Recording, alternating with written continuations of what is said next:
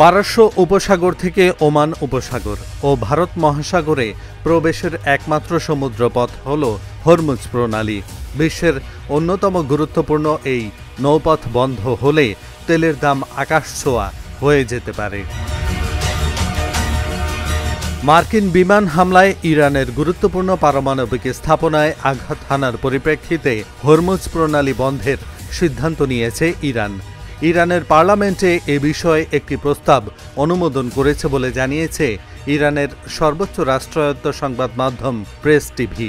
তবে চূড়ান্ত সিদ্ধান্ত নেবে ইরানের সর্বোচ্চ নিরাপত্তা নীতি নির্ধারণী সংস্থা সর্বোচ্চ জাতীয় নিরাপত্তা কাউন্সিল SNSC।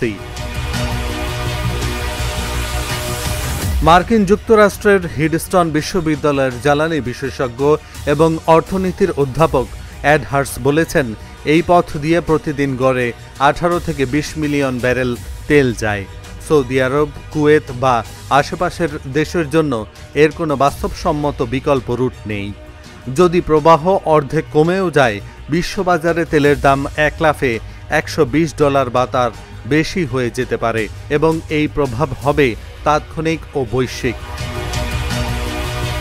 আরব উপসাগর এবং ওমান উপসাগরের মধ্যবর্তী হরমুজ প্রণালী বৈশ্বিক তেলের বাজারে অত্যন্ত গুরুত্বপূর্ণ একটি নৌপথ। বিশ্বের প্রায় 20% তেল সরবরাহ এই পথেই হয়ে থাকে। ফলে এতে যে কোনো ধরনের বিঘ্ন ঘটলে বিশ্বব্যাপী জ্বালানির বাজারে বড় ধরনের প্রতিক্রিয়া দেখা দিতে পারে।